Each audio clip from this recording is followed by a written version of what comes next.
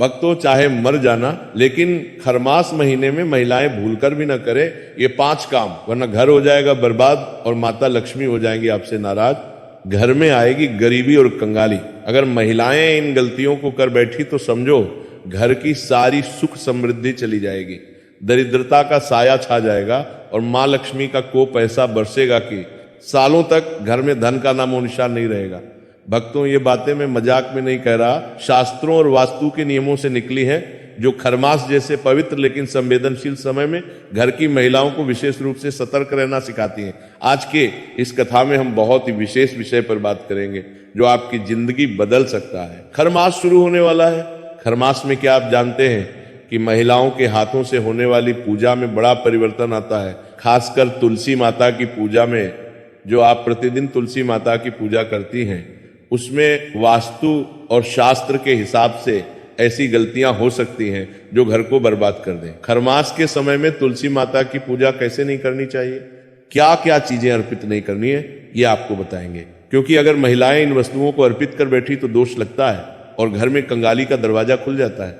साथ ही आपको बताएंगे कि रविवार के अलावा भी एक दिन है जिस दिन महिलाओं को खरमास में तुलसी माता को जल नहीं चढ़ाना चाहिए, वरना मां लक्ष्मी नाराज होकर घर छोड़ देंगी। प्रतिदिन की पूजा कैसे बदल जाती है, इसके विषय में भी आपको इस कथा के माध्यम से जानकारी प्रदान की जाएगी। इसलिए वीडियो के अंत तक बने रहिए, क्योंकि अगर आप बीच में छोड़ देंगे तो इन 5 गलतियों में से कोई एक भी अगर रह गई तो समझो आपका घर वास्तु दोष से ग्रसित हो जाएगा। और इस वीडियो में हम आपको यह भी बताएंगे कि सुबह जो आप प्रतिदिन पूजन करती हैं उसमें क्या क्या वस्तु अर्पित करनी है, क्या नहीं करनी है, और वह कौन से देवता हैं जिनकी पूजा विशेष रूप से महिलाओं को इस समय में करनी चाहिए, ताकि घर में सुख शांति बनी रहे और गरीबी दूर रहे। इस प्रकार से संपूर्ण जानकारी आने वाले खरमास में पूजा कैसे करनी है और महिलाओं को किन 5 गलतियों से बचना है, उसके विषय में इस कथा के माध्यम से प्रदान की जाएगी। भक्तों, तो बात ऐसी है कि हमारा काम आपको एक सही सलाह और जानकारी देना है, जिसका पालन करना आपका कर्तव्य है। अगर आप इसका पालन कर लेंगे तो आपका बेड़ा पार हो जाएगा, वरना इन गलतियों से घर की लक्ष्मी चली जाएगी। आप जानते हैं कि सारे घरों में तुलसी बड़ी जल्दी सूख जाती है। उसका कारण यही हो सकता है कि महिलाएं जाने अजाने में वास्तु और शास्त्र के नियमों का पालन नहीं कर पाती, जिस कारण से माता तुलसी उनके घर में अधिक समय तक नहीं टिकती है और घर में कंगाली आ जाती है। तो तुलसी को कैसे रखा जाता है और खरमास में महिलाएं तुलसी पूजन कैसे करेंगी, वह कौन कौन सी 5 गलतियां हैं जो भूलकर भी नहीं करनी है, और रविवार के अलावा वह कौन सा दिन है जिस दिन तुलसी पूजन या तुलसी को जल देना वर्जित है। अब बात करते हैं कि कैसे महिलाएं तुलसी पूजन आने वाले इन 30 दिनों में खरमास में करेंगी और किन 5 गलतियों से बचेंगी। भक्तों, खरमास का जो समय होता है वह समय होता है जब सूर्य देव धनु राशि में प्रवेश करते हैं और जब मकर राशि में प्रवेश करते हैं, उसके बीच का समय। यह लगभग 28 से 30 दिन का समय होता है। इसे खरमास कहते हैं क्योंकि इस समय पर सूर्यदेव अपने गुरुदेव गुरु बृहस्पति के घर में वास करते हैं। ये जो दिन होते हैं खरमास के, इनको कुछ कामों के लिए बड़ा ही अशुभ माना जाता है, जैसे कि शुभ मांगलिक कार्य, शादी, विवाह, मुंडन, गृह प्रवेश, नए घर के निर्माण के लिए नियम पूजन, ये जो है ना, ये कार्य इन दिनों में, अर्थात ये जो समय होता है खरमास का, इसमें पूर्ण रूप से प्रतिबंधित होते हैं। इन कार्यों को भूल के भी महिलाओं को नहीं कराना चाहिए, वरना घर बर्बाद हो जाता है। परंतु वही कुछ कार्य ऐसे होते हैं जो इस खरमास में ही बहुत अधिक फलदायी होते हैं।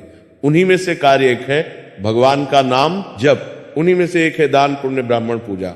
ब्राह्मण को दान, गाय की सेवा, गरीबों की सहायता और तुलसी पूजन खरमास में किए जाए, उतना कल्याण होता है। और देवताओं की अगर बात करें तो विशेष रूप से सूर्य की आराधना के लिए ये एक महीना सर्वोत्तम माना जाता है।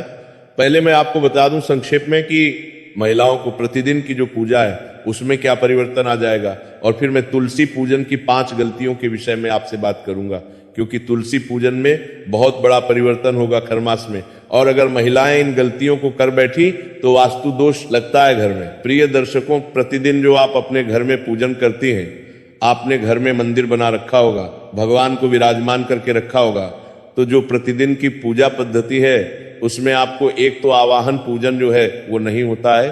खरमास में देवताओं का आवाहन करके जो हम पूजन करते हैं उसकी मनाही इसलिए होती है क्योंकि इस समय पर देवगुरु बृहस्पति और सूर्य देव, देखिए देवगुरु बृहस्पति को तो आप प्रतिदिन की पूजा से अलग भी रख सकती हैं, परंतु सूर्य देव को अलग नहीं रख सकती। प्रतिदिन की पूजा में विशेष रूप से जिन 5 देवों की बात कही गई है ना, वह पंच देवों में सूर्य देव प्रमुख है। पंचदेव जिनकी हम प्रतिदिन पूजन करते हैं, शास्त्रों में कहा गया है कि प्रतिदिन बाकी किसी की पूजा करें या ना करें, पंचदेव पूजन अवश्य करना चाहिए। तो ये जो पंचदेव हैं, इनकी शुरुआत सूर्य देव से ही होती है।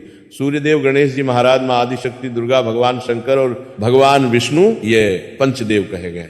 अब इन पंचदेव में से जो एक देवता है सूर्य देव, वो उपलब्ध नहीं होंगे आपकी पूजा को स्वीकार करने के लिए, इसीलिए महिलाओं को आवाहन पूजन आदि नहीं करना चाहिए। यही कारण है कि शुभ मांगलिक कार्य जो मनाई होती है नखरवास में, वही भी इसीलिए क्योंकि जब भी आप शुभ मांगलिक कार्य करती हैं तो उसमें देवताओं का आवाहन किया जाता है, उनको विराजमान कराया जाता है, बिठाया जाता है और फिर उनका पूजन किया जाता है।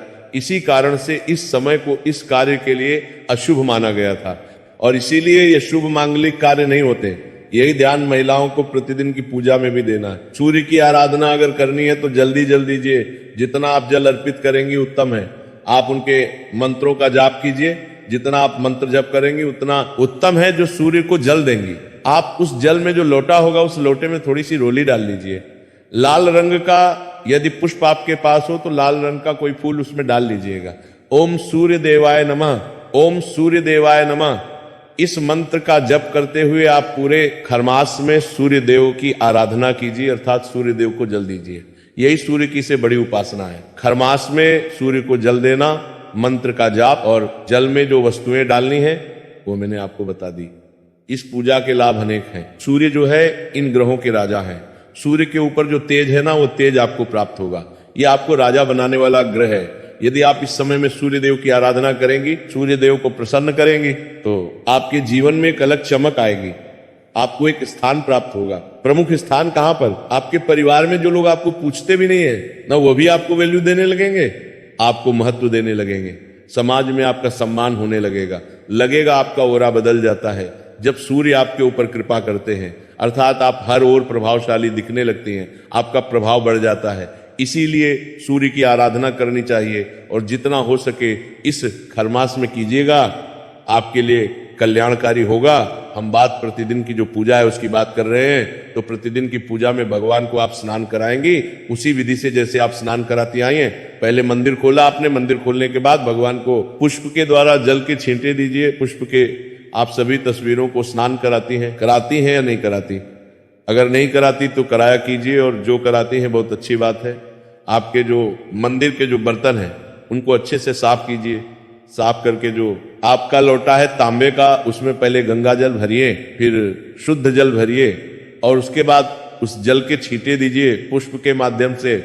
भगवान की अगर तस्वीरें हैं तो तस्वीरों को, प्रतिमाएं हैं तो प्रतिमाओं को, सबको, फिर जो शीतल स्वापी एक जो वस्त्र होता है मंदिर में भगवान के मुखारविंद को साफ करने के लिए, उससे भगवान का मुंह पोंछ दीजिए। अच्छे से भगवान को तिलक लगाइए। यहां एक बात का ध्यान दीजिएगा कि जो लड्डू गोपाल जी अगर आपके घर में हैं और शालिग्राम राम जी आपके घर में हैं, तो आप उनको प्रतिदिन अच्छे से स्नान करा सकती हैं।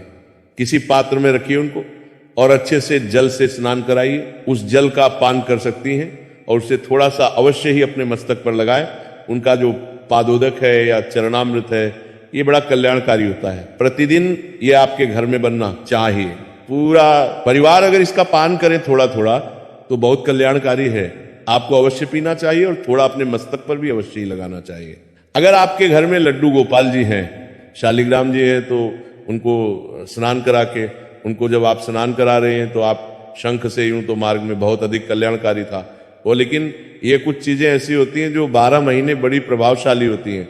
भगवान को जब भी भगवान विष्णु को अर्घ्य दें, स्नान कराएं, शंख के माध्यम से कराएं, तो वह अधिक पुण्यदायी कहा गया है। और अगर आप करा सकें तो बड़ा अच्छा है, आप कराइएगा। अन्यथा जैसे भी आपको जल से स्नान कराना है वैसे स्नान कराइए, अच्छे से पोंछ दीजिए। आप भगवान को तिलक लगाएंगी। ध्यान दीजिएगा कि सभी भगवानों को आप चंदन से तिलक लगा सकती हैं, लेकिन जो देवियां हैं उन्हें चंदन से नहीं लगाना चाहिए, उन्हें रोली कुमकुम आदि से तिलक लगाना। रोली कुमकुम आदि का ही तिलक आपको सभी देवियों को लगाना है। चाहे माता पार्वती की आपका प्रतिमा है, चाहे माँ शहरों वाली की है, दुर्गा माता, माँ लक्ष्मी, जो भी देवी स्वरूप आपके मंदिर में है, उन सभी को तिलक लगाएंगी। आप रोली कुमकुम का चंदन नहीं लगाना, देवताओं को आप रोली कुमकुम का तिलक लगा सकती हैं, चंदन भी लगा सकती हैं। भगवान शंकर को रोली कुमकुम नहीं, केवल चंदन ही प्रिय है, इसीलिए उनको केवल चंदन का तिलक लगाइएगा। तो प्रिय भक्तों, आपको चंदन लगाना है। भगवान जो भी हैं उनको, देवी स्वरूप जो है उनको रोली कुंभक कुंभ ही लगाना है, चंदन नहीं। और भगवान शंकर को रोली कुंभक कुंभ नहीं, केवल चंदन लगाना है। इस बात का आप ध्यान रखिएगा। उसके बाद पुष्प है, अगर आपके पास है तो भगवान को पुष्प अर्पित कीजिए। माला है तो माला पहनाइए, शालिग्राम जी है या लड्डू गोपाल जी है। अगर संभव है तो प्रतिदिन एक तुलसी का पत्ता अवश्य अर्पित कीजिए, उनको एक तुलसी का पत्ता जरूर चढ़ाइए उनको। और उसके बाद आप भगवान की आरती कीजिए। प्रश्न उठता है कि आरती कौन सी करनी चाहिए। देखिए, प्रति जब आप आरती करते हैं भगवान की, तो आपके मंदिर में तो अनेकों देवी देवता हो सकते हैं।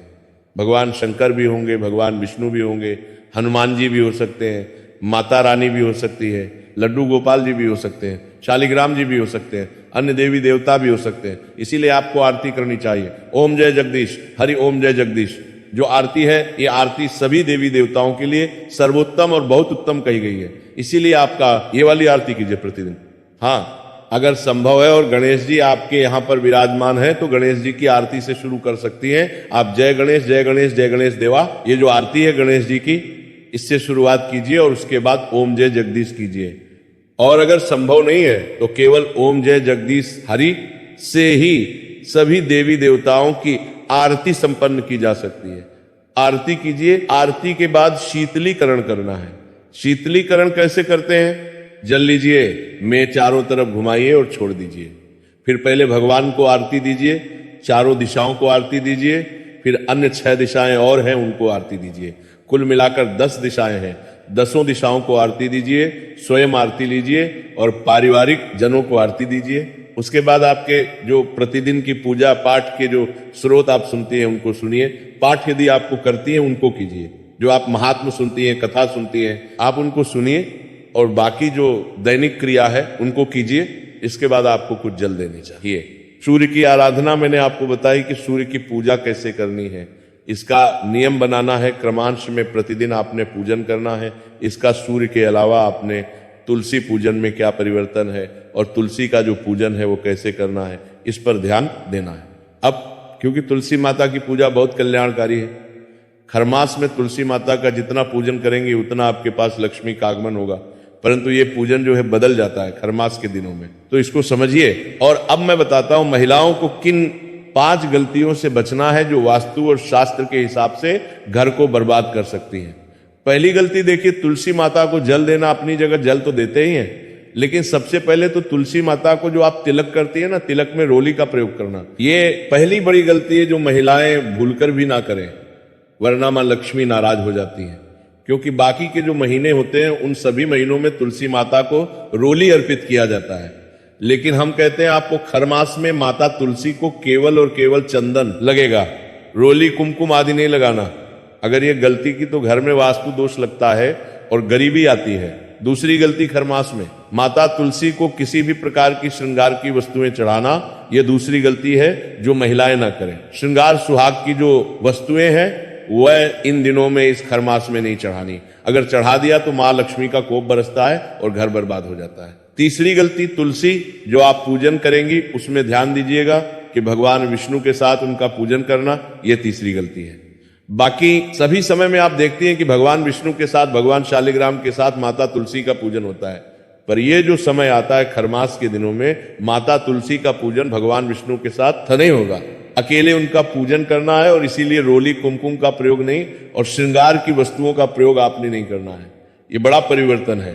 अगर ये गलती की तो वास्तु के हिसाब से घर में नकारात्मक ऊर्जा आती है, दोष उत्पन्न होता है। तो माता तुलसी किसी के यहाँ पर सूख जाती है, किसी के यहाँ पर रुकती नहीं है, वो नहीं भी लाती है, वो भी सूख जाती है।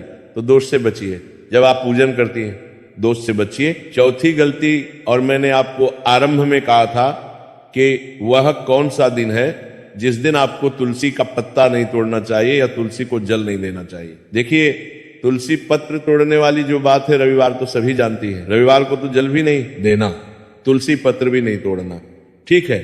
इसके अतिरिक्त संक्रांति का दिन, संक्रांति के दिन आपको कोई पत्र नहीं तोड़ना।